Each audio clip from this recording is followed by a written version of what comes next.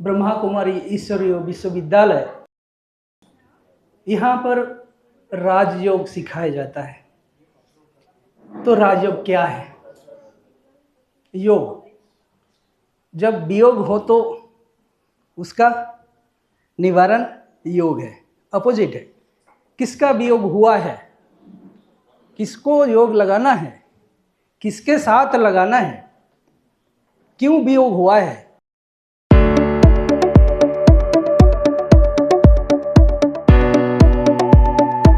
Entropy क्या है कि कोई चीज प्योर था, वो सतो प्रधान से धीरे धीरे सतो रजो तमो हो गया, इम्प्योर हो गया, बैलेंस बिगड़ गया। किसने बिगाड़ा? उसका जड़ में कौन है जिसने इस इकोसिस्टम को बिगाड़ दिया? हम तो ये नहीं कह सकते कि भगवान ने बिगाड़ दिया। भगवान तो सब चीज बिगड़े को बनाने वाला है, बिगड़ी को बनाने वाला है। तो उसको हमें समझना है कि वो कौन है जिसके साथ हमें योग लगाना है, वो कौन है, और जिसको योग लगाना है वो कौन है। ये योग का जो प्राइमरी जो सिद्धांत है, योग, क्योंकि जब स्वास्थ्य बिगड़ जाता है तो मन की बीमारी आ जाती है, कमज़ोर हो जाते हैं, तो मेडिसिन लेते हैं, उसको हमें योग के द्वारा ठीक करना है। तो भारत का ये प्राचीन राजयोग जो गीता में वर्णित है, ऑलरेडी हम उसको भूल चुके हैं। तो इसका राज क्या है कि आज जो हर चीज इम्बैलेंस हो गया है, प्रकृति के अंदर बैलेंस बिगड़ गया। धरती माँ हमसे नाराज है, पवन देव, अग्निदेव, वायुदेव सब बिगड़ गए हैं, कोई किसी का नहीं सुनता है। और हमारा मन भी बिगड़ गया है, हमारे मन के अंदर अनेक बीमारियां पैदा हो गया, मानसिक रोग है जो साइकियाट्रिस्ट लोग कहते हैं। तो इसीलिए मनुष्य के जीवन में दर्द बहुत है, पेन, पीड़ा है, पीड़ा। और उसका निवारण करने का अनेक तरीका साइंटिस्ट लोगों ने ढूंढा है, लेकिन उससे फिर उसका इफेक्ट, साइड इफेक्ट हम देख रहे हैं, जिसके वजह से आज हम फिर से ये यौगिक खेती के उस नेचुरल सिस्टम में आने की जो हम कोशिश कर रहे हैं, उस पीड़ा को हमें समझना होगा। इसीलिए राजयोग का एक दूसरा नाम है। दूसरा नाम क्या है? मूल पीड़ा, उसका कारण और उसका शोधन विधि। मूल कारण पीड़ा शोधन विधि। राजयोग का एक दूसरा नाम क्या है? मूल पीड़ा शोधन विधि। तो मेथड, उसका मेथड है ये, इसको परिशोधन करने का मेथड है। वो क्या है? थोड़ा सा हमें साइंटिफिक रीति से समझने के लिए अगर हम देखेंगे कि हमें इस प्रकृति के अंदर जो बैलेंस बिगड़ गया है, ये जो 5 तत्व है, पंचभूत है, इसका सबसे छोटा कोना कौन सा है? The smallest part of the matter is atom, है ना? एटम बम बनाया ना। अब हमें इसको अच्छी रीति से समझना पड़ेगा।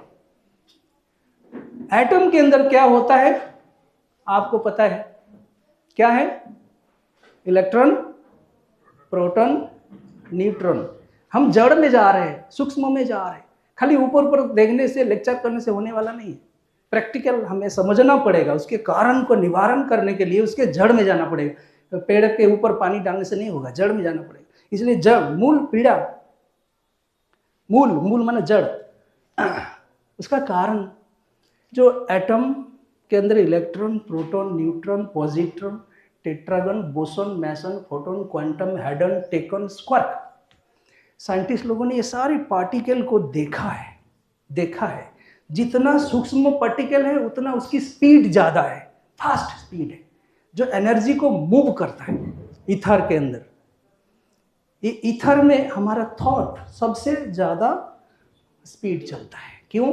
थॉट क्या है जिसको हम देख नहीं पाते।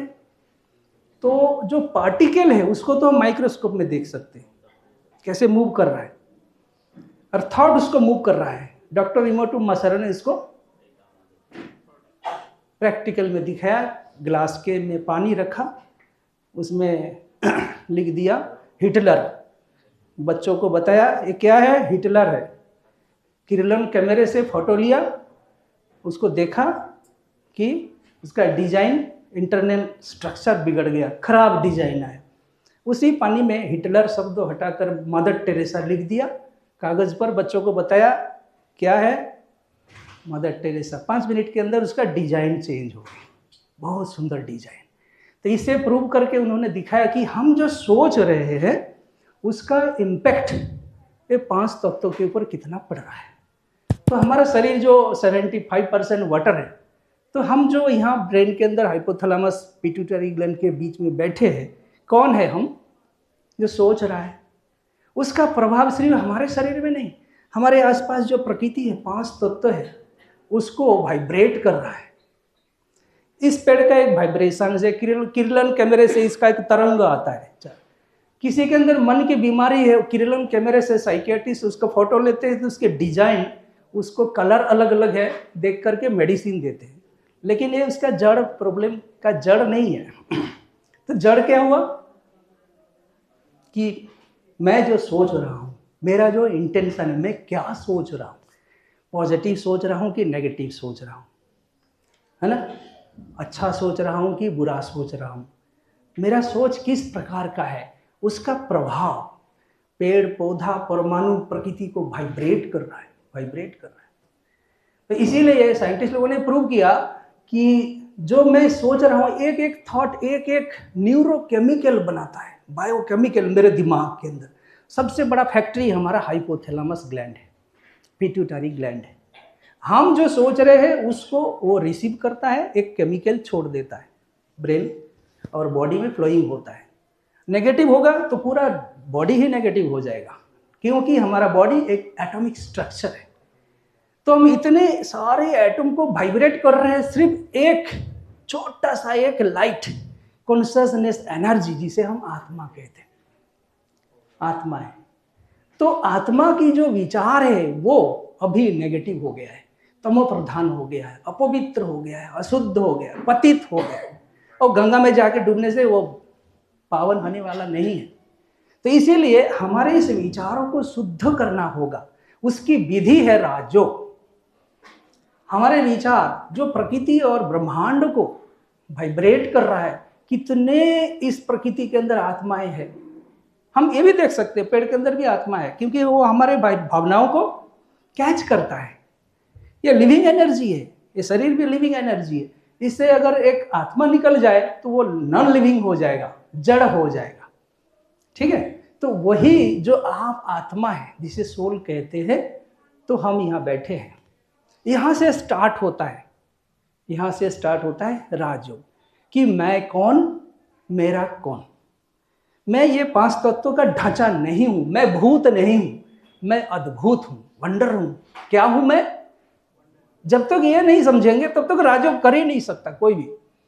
मैं एक छोटा सा लाइट हूँ, ज्योति हूँ, आत्मा हूँ, और मेरा पिता जो है वो परमात्मा है, जिसका नाम शिव है। हम शिव बाबा कहते हैं, किसी को बाबा नहीं कहते, विष्णु बाबा, शंकर बाबा, कृष्ण बाबा, राम बाबा नहीं कहते। बाबा माना एक ही है, जो मक्का का ईश्वर है मक्रेश्वर है, ब्रह्मा का ईश्वर है ब्रह्मेश्वर है, विष्णु का भी ईश्वर है विश्वम्भरेश्वर है, सबका ईश्वर है सर्वेश्वर है, देवता असुरों का ईश्वर है। वो एक लाइट है, सुप्रीम है, सुप्रीम लाइट।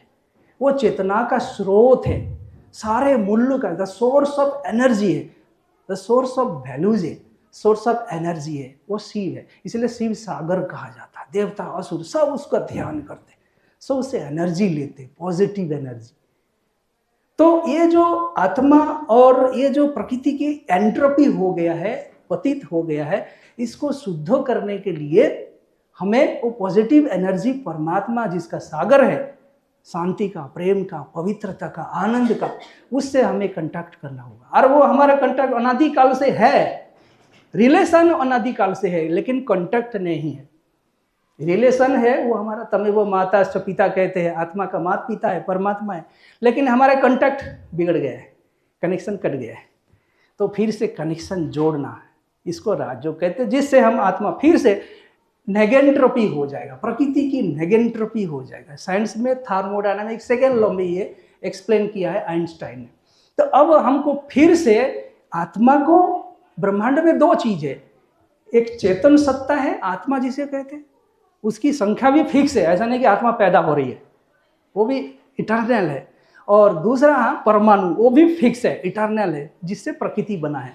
अरे दो चीज का खेल चल रहा है, खेल चल रहा है। हाँ, तो अगर आप सोल कॉन्शियस में आ जाएंगे कि मैं आत्मा हूँ, इस शरीर को चलाता हूँ, प्रकृति को मैं ही सत्व प्रधान बना सकता हूँ, मैं ही तमो प्रधान बनाता हूँ, तो ये अगर आप समझ जाए तो राजयोग यहाँ से स्टार्ट होता है, जो भारत में गीता में बताया गया प्राचीन राजयोग है। तो मैं एक लाइट हूँ, और ये जो 5 तत्वों की दुनिया है, जहाँ तक परमाणु विस्तार है, ये ब्रह्मांड जो यूनिवर्स जिसको कहते हैं, इसमें जितने भी परमाणु है उससे बाहर कोई परमाणु नहीं है, माना प्रकृति नहीं है, आउट ऑफ नेचर है, उसको हम कहते हैं ब्रह्मलोक। ओनली ईथर है,